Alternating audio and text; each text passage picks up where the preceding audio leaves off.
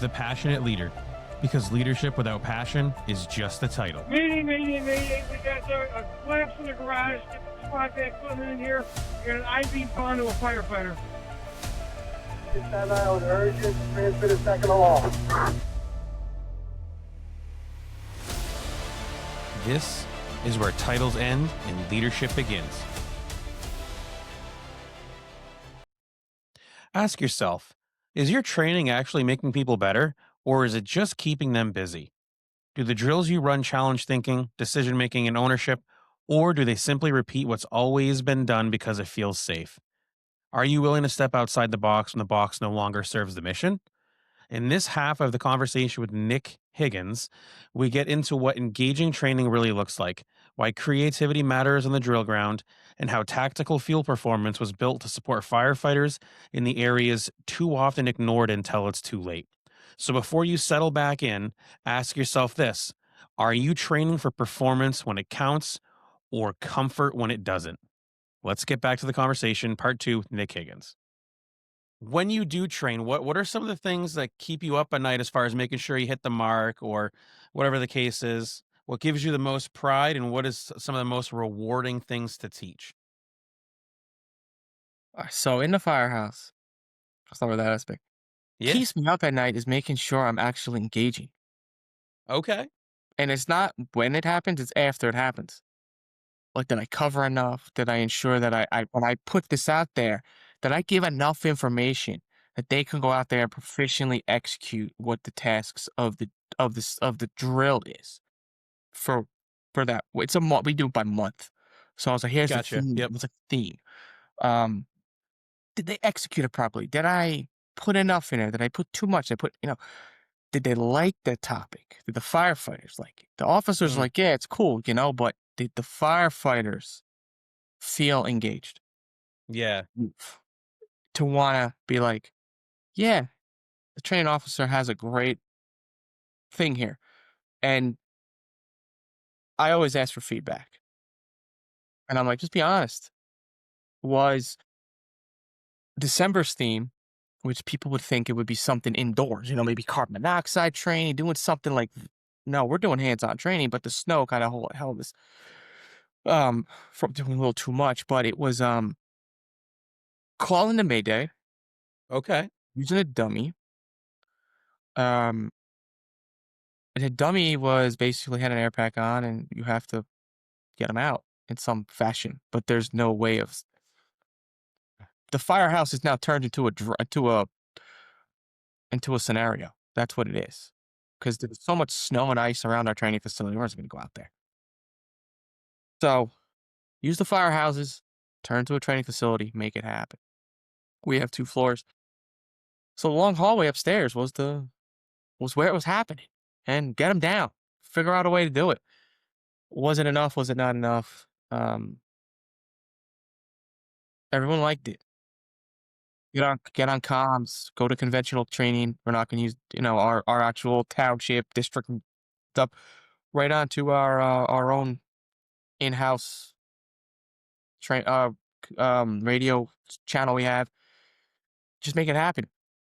Get messed up, you mess up. You mess up on the radio, you mess up on the radio. Who cares? Doesn't matter. Right. It turned out hour worth of training turned into another hour sitting around on the front bumper talking about statistics of what is most likely happening in a Mayday situation. Where are they? What's the percentage of firefighters are mostly being self-rescued? Percentage is RIT never even gets activated on the first Mayday. Who's usually the rapid intervention team? The crews inside. The initial RIT team, which is probably the truck company or second new engine coming in. Little things like that. Just having that conversation, which turned into a longer training scenario and conversation, the actual hands-on stuff, because that's what we like. But what I really true feel rewarding is being able to talk to different people about health and wellness, physical fitness. That's Yeah. always been my passion. Um, that's what I really truly like. So I always tend, when I'm there to add in some type of physical or mental fitness to it. Okay. So Yeah. what I did 1 month was all SCBA training. That was the theme, SCBA training to be in compliance with OSHA 1910. Yeah. And you do it whether you do it 1 month or not, but I always have a month of that's all it is. Whether in June it's truck ops or it's a live burn, you're covering it. But we're gonna do a whole month of taking the whole pack apart. We're doing a whole month of diving into what the air pack is. If you could do it 1,000 times in your sleep, do it again. Let's go over the checklist of the SCBA for the rigs. Go over hydro testing. I want to know everything everybody knows about it, and then we're gonna go back into it again. And everyone's putting their air packs on. And now we're doing specific training. We have to put your PPE on. Get your air pack on, get your mask, just put them on. And this is where I start getting kind of crazy. I wear a whoop strap. Now I'm talking breathing. So I'm having people practice different styles of breathing. And I'm having them just walk laps around the firehouse, up the stairs, down the stairs, in the kitchen, in the day room, around the back of the firehouse. All right, you walked a few laps, you feel a little loose, grab a tool. You can't grab a Halligan. Grab something heavy. Hmm. Oh, grab a hose roll. What? Grab a hose roll. Go get the pony. Grab the hydrant bag. Something that's put some weight to it. Start walking, do a whole other lap around the place. Now let's how's your monitoring. Let's start talking about your how you're monitoring your air with this stuff. And just start getting crazy with it. Start doing duck walks. Let's start crawling. All of a sudden, where's your air? Let's start doing your pars and asking them these different questions and seeing it. Actually, I turn it into a competition. That's awesome. I Nobody love it. wins. Nobody gets anything at the end except great job, Yeah. no trophy. Um, what I also tend to do from time to time is I haven't done this one in a while, is I have a word search. Okay. All So right. here's the crazy part is you take the clipboard, you put the word search on, and you find any random firefighter comes out of the burn tower or we have a maze too. Whoever comes out, and obviously they're gassed. Yeah. Yeah. Yeah. Whatever officers or firefighters in there that we have as instructors, whoever in there worked them, you'll know when they come out, they're just like, they rip the regular and they're just like, "Oh, okay. Oh, no, you're the first idiot that came out." You know? Well, first, I need you to find this word in the word search. What's it do? Your mind is now you're disoriented. So, if Yeah. you're in Yeah. an amazing Yeah. situation, or you're in a situation you have to relay urgent information back to the incident commander, or you have to identify a change inside of a building because changes happen in a building as it does outside. You're also Yeah. sizing up the inside of a structure when you're in there, just like the guys on the outside are size up the outside. You're size up the inside. Every firefighter should be doing it. But if you're say you're on a division chief and you're in there and you're observing Division 2, but you're asking maybe the truck captain or lieutenant to, hey, what's going on? I got to relay back to command. Well, you're coming out of a smoke-filled, hot environment, and you come out all disoriented. Well, speak. Yeah. Control your mind, control your breathing, relay the information instead of squelching on the mic and sound like it's down your throat. Can you, after being a little disoriented, can you identify something very, very minute on a tiny piece of paper? And, Yeah. it happens. Can you identify a flashover? While you're in a smoke-filled environment, everything's going on, and I was a victim of as a nozzleman. As a nozzleman, I was in there as a young firefighter putting a fire out, and I had my lieutenant doing this to me. It was just me, him, and a backup firefighter. Backup firefighter was stretching line up to the kitchen. It was a kitchen fire. Well, he's doing this, and I'm just brushing the lieutenant off because I'm just seeing red. I'm not paying attention to what's around Hmm. me. He's tapping me. Now he's pulling me. He's like, "We have to go." And it's so hot, it's smoky, and he's saying, "We have to go." Have to go. I talk about it in the book. And he was sizing up the Mm. interior. Sure, It's sure. rolling over your head. It's in the soffit. It's time to go. We're not making a good knock on this fire. We get down the stairs. We don't radio to anyone at this point. We're just coming down the stairs. I've come sliding down the stairs on my back. Um, quickest way out. Um, Facts. slide down. um, holding the nozzle over my shoulder, and while they just kind of yank it as I'm hanging on for my life, and the room flashed. Yep. There was no Hollywood scene, and we were coming out of it, walking. It was just the room flashed. We were already. It was a split, so we were already on the foyer coming out. But the room had flashed. He was able to size it up after being in there, doing some work, and he explained to me after the fact. We're disoriented, we're tired, it's hot, but you still have to think. You Yeah. can't get fixated on one thing. You still have to think about what's going on around you, and it's hot. It sucks. You're getting pelted with stuff. It's dark. Okay, let's try a crossword puzzle. Let's try a word search. Let's see if you can still do the same thing. And something I just kind of threw out there after the fact as I started learning and reading and traveling the country, Yeah. going to conferences myself, picking up these little tips and using something like that. Dude, I love that Right. idea, honestly. Test the brain. With any real, I think what it is it's totally left field. You know, expected to do XYZ, and then now we're gonna, dude. And I think it touches on something.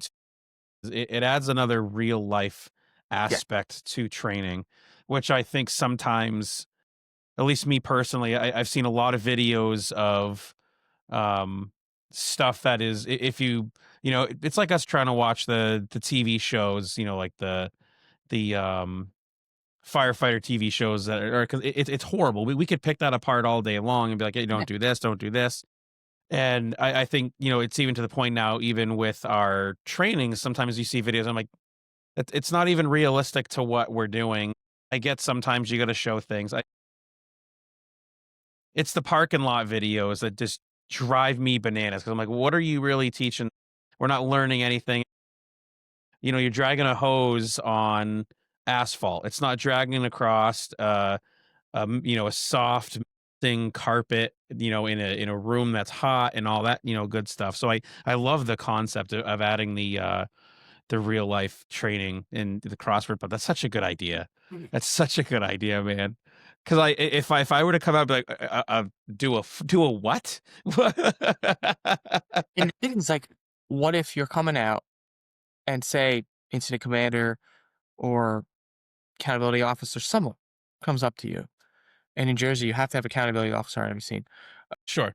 comes up to you and says, "What happened? You're disoriented.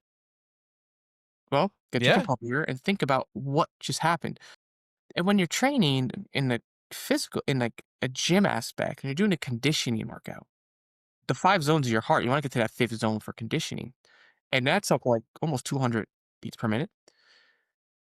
You're not thinking coherently at 200 beats per minute Yeah. when you're doing You're- something. So here's a good way to train that at the same yeah. time. You're you're you're just trying to do different things to kind of be able to practice your breathing, control your mind, control your breathing, control your body, control your bottle, just air That's conservation. huge. See what Yep. happens. Dude, so that's a good, so obviously um I'm a bigger dude, and I mean I can drink a cylinder in no time flat sometimes. We actually, um the saving grace for me is we went to the 45-minute bottles and it actually gave me time to do some work in a building. The downfall obviously is the you do the pros and cons. Is it worth the extra weight that I put on my body for that, perceived extra time? I feel it is, because we're actually looking at going down to the 30 minutes, which again for me, I'm now a card holding member of the White Picket Fence Society type thing. So I don't really go inside buildings anymore. But the concept that I like the extra bit of time. What are some tips and tricks that you have seen that really helped people get better with air consumption and stuff like that? Box breathing, doing some box breathing methods, the 4-4 method. Inhale 4, hold 4, release for 4. There's different methods of that nature. There's a couple, the Riley, oh man, I'm gonna draw my memory here. It's the Riley something method of breathing. What you do is take it in, you go, but you hum to get it out. So Okay, I've heard. keep Yep. it, while you're on air. A lot of different things I do. I do breath work, practicing Okay. different breath work techniques. But a lot of thing is it's just conditioning for me. Doing different Amen. conditioning workouts. Yep. And I don't know if someone's gonna hate me for saying this, but not always doing the firefighter functional fitness style workouts, which are very great, but getting into metabolic conditioning at the same time, a couple times a week after a compound lift, um, and doing something of that type of cardio conditioning nature definitely helps with it. But it takes, but just honestly practicing wearing your RCBA. Yeah. Dude, You I know, love it. you have to wear it in order to get confident in breathing in it. Yes. 100%. Really good. I in you're spot on, and actually, so let's hit on the fitness thing, and by no means hold back, because, like, again, I am, um Oh I'm yeah. a beautiful specimen. I'll just leave it at that for those that aren't that aren't watching. What was the catalyst for you to start the tactical field performance? Walk us through that whole, why you started it, where it's going, what it means, and all that stuff. Let's really get the viewers and listeners to understand what it is, and how it can benefit them and stuff like that. Cool. So I like food. Um, Yeah. I like food. So for me, I like training people. Uh, being a personal trainer, training in a gym, I like to see people. I like working people out in a sense. When I was doing martial arts, I still do, but not competitively as I did. Um, one of my instructors or coaches at the time would say, "Food tastes better after you put in a hard workout and you get your ass kicked." And I'm like, "Okay." And he's like, "I don't mean cake and cookies and all that fast food. I mean like real food." Guy straight off from Korea, big, special of a man, and he would always talk about the Whole Foods. And when I was training for college baseball and I was in college baseball, they would have you eating real food. At the time, that wasn't a thing. Like no one heard the term whole food, real food. It was just food. Um, so I got into cooking different things and started liking that. And I started saying, there's all this stuff out there. I talk about fitness in the book, The 5 to a Firefighter. I talk about nutrition, but I also have these certifications and different things. And I want to kind of highlight it. But when everything's under one roof, you know, it's hard to be like, oh, it gets missed in a sense. That's how I kind of looked at it. 'Cause if you go on the Firehouse Tribune, there's a whole part health and wellness articles that I've written and a couple other guys have wrote for the website. After Firefighters, there's a whole chapter dedicated to it. But I want something that's not just for firefighters. That's for everybody. But here's the catalyst to it all. But get you prepared as if you were a first responder. Because firefighters, first responders of any kind, cops, EMTs, paramedics, military, and even nurses and doctors, they have to work at a certain capacity, different than someone working at a desk job. Even retail workers have to work at a different capacity. Mechanics, people working in those types of jobs work differently at different capacity than someone who's sitting at a computer for 8 to 10 to 12 hours a day. But if you train in the aspect of someone who doesn't sit at a desk 12 hours a day, and you do, and you eat the same way as someone who has to perform at a high physical and mental state, you're going to perform better. Everything's going to be better based on what you eat, how you eat it, how you sleep, and how you work out. So I'm like, I have to differentiate. Talking Yeah. with a friend, we used to ride the ambulance together. Now he's an F. He's down in Maryland in air traffic control. flying airplanes around. And he even said it too. The way he eats, the way he sleeps, you have to be at a high level all hours of the day. That's how I look at it. Tactical fuel isn't just for firefighters. It's for everybody wanting to perform at a high level and wanting to want to excel in their life, whether it's running around with your kids, your wife, your spouse, your husband, whatever. How you prepare is how you perform. So if you eat the right foods, if you hydrate the proper ways, if you sleep properly, everything you do it's not going to happen instantly, but over time, those little things you do, those little changes in how you prepare for what you're eating for shift is going to make a difference on how you perform on shift. How are you going to wake up in the middle of the night to perform on a middle of the night call? If you're eating cake at 9 o'clock at night, which I'm guilty of, how much harder is it to wake up at 2 o'clock in the morning, 3 o'clock in the morning after eating some cake? It's a little bit different. But if you start looking at what you ate throughout the day, you wake up in the morning, you hydrate. There's all this study saying if you drink water first thing in the morning, which is why diners give you water with your food in breakfast. It's to wake up your metabolism, to wake up your organs, especially cold water. So the first thing I do every morning, and I'm not even lying about this, is I drink cold water. Sometimes I put electrolytes in there. Sometimes I do that middle of the day. But when you drink the cold water first, as opposed to drinking coffee first, the coffee first thing in the morning is good in certain aspects. If you're going to do a workout first thing in the morning, yeah, drink coffee right away, as opposed to a pre-workout. If you're not, drink water, drink coffee after that. I have an article right now in the Firearms about it, but that's one aspect of it. What you eat. What you eat in the morning is going to dictate how your day goes. Mm. What you eat in the afternoon, what you eat if you have snacks, everything you eat is going to dictate, I should say, how you prepare and how you perform. And you could tell by certain types of foods are going to make you sluggish. But it's not even the food that's going to do it. It's how the food is prepared and cooked that's going to do it too. Not just, you can make meatloaf, right? Say you make meatloaf for dinner in the firehouse, right? You can have a meatloaf dinner. It's really easy to make, right? It's probably the most simplest things you can make. But how you prepare it is going to determine how you're going to. Yeah. Okay. So Sure. for me, this is going to sound really crazy. And people probably be like, oh, he's one of them carnivore lunatics out there. Not like Liver King or anything like that. I can't have certain types of oils. If you Okay. cook vegetable oil or canola oil, I'm going to feel like fuzzy. Like it's going to make me feel kind of like I need to go take a nap. Sure. Extra virgin olive oil, avocado oil, perfectly fine.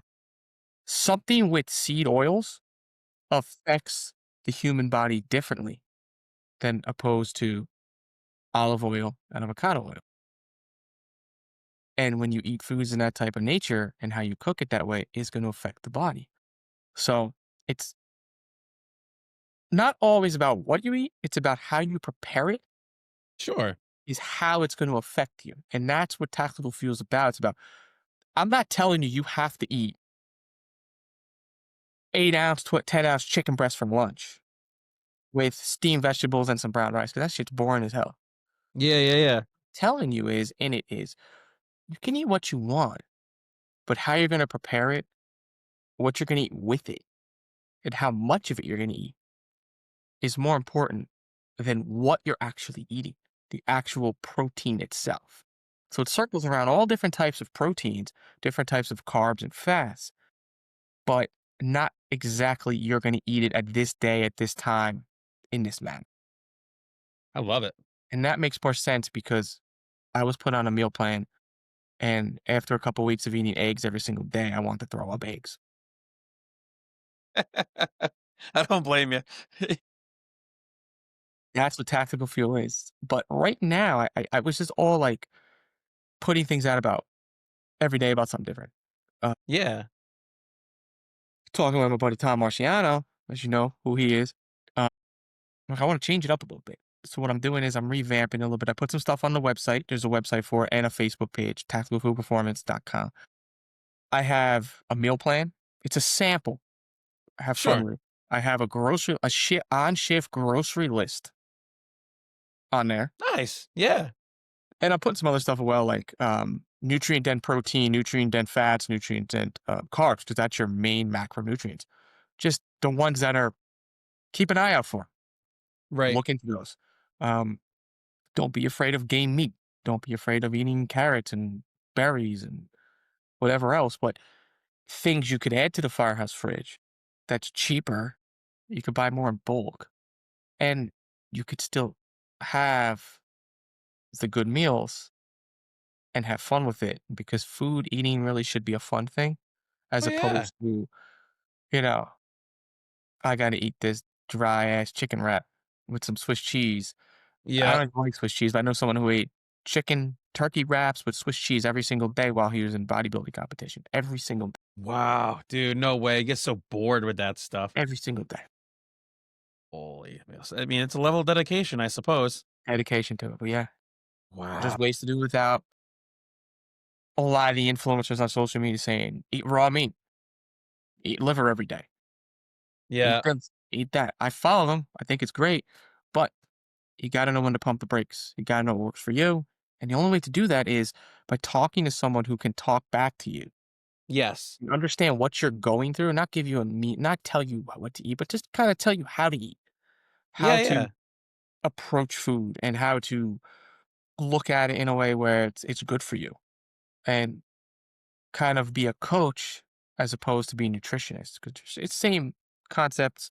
Nutritionists can write meal plans; they can go through all the aspects of that. But having someone kind of almost be like a soundboard or someone just like, "Hey, I don't want to eat this today," or "What am I thinking about this, and how can I approach it?"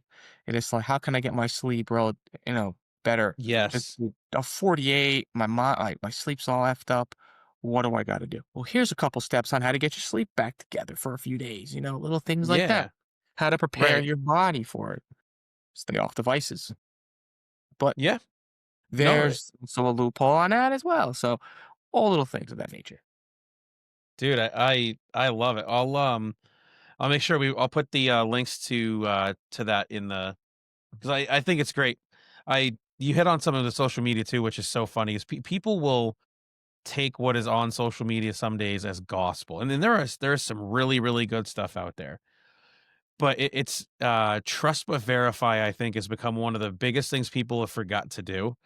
I mean, I just it was it's not even it was literally a picture or a video of somebody taking Ethernet cable for their computer, dunking it in thermo paste, and it's like it'll make it go faster, and then they shove it in their computer, and I'm like, I wonder how many people are now Idiots. using a toothpick to pick this stuff out of the Ethernet port in their computer because people they don't verify it. They just, oh yeah, it is what it is.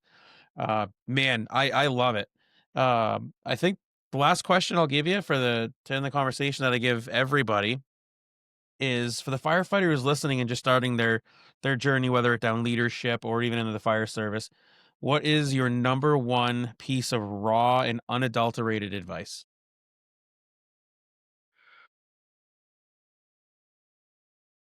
If you're just starting out, um, I would say the same thing that now Captain Nick Baskerville told me. And look him up, by the way. He's a great guy. Tells great stories. Does a whole big thing down in Love it. DC. Yeah, yeah. Great, great guy. And he's an advocate too now, which is really, really a great thing. But don't make it your whole life. You know, Mm, don't yep. make it your whole life. But at the end of the day,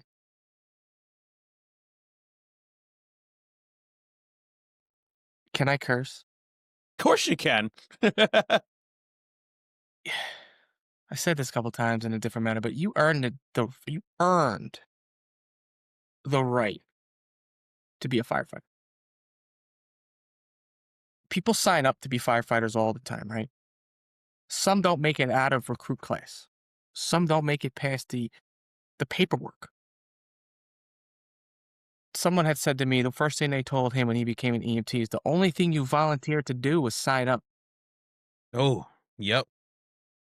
That's it. So in a sense, you volunteered to put yourself in a position where people are looking to come to you on their worst day, no matter what that day is. Don't fuck it up. Be true to yourself. Never forget where you come from. And the day you think you know everything is the day you should walk out the door and never come back. You could say you have 20 years of experience. You could say you have 10 years of experience. You could say you've seen every fire known to man of your own department. But you're a student of the fire service first, and you're always going to be a student of the fire service to the day you die. You're never, ever going to be an expert on anything you do. No matter what your rank is, you're always going to be a student. Mm. Man. You have two ways to do it. You got to prepare how you perform, and you got to make sure you never forget where you come from. I love That's it. what I think. A friend of mine I said, love it. where you come from. Oh, I love it, brother. Awesome. Well, first and foremost, Nick, man, thank you so much for coughing up man. some time on a Saturday with us. And the viewers and the listeners, thank you for spending your time with us today on the Passionate Leader podcast. If something today hit home, don't just sit on it. You have to share it. Make sure you're following the Passionate Leader across all platforms, and make sure you pull up a chair every Sunday night at 8 p.m. on TikTok, where leadership meets the kitchen table, and real talk drives real change. If you want to dive deeper into the conversations and have first access to exclusive offers, please don't be afraid to join our Patreon page and step into the inner circle. Be the kind of leader somebody else is praying for, and no matter what comes your way, remember this: lead with passion, serve with humility, and leave no room for bottom feeders. Until we meet again, guys, stay safe.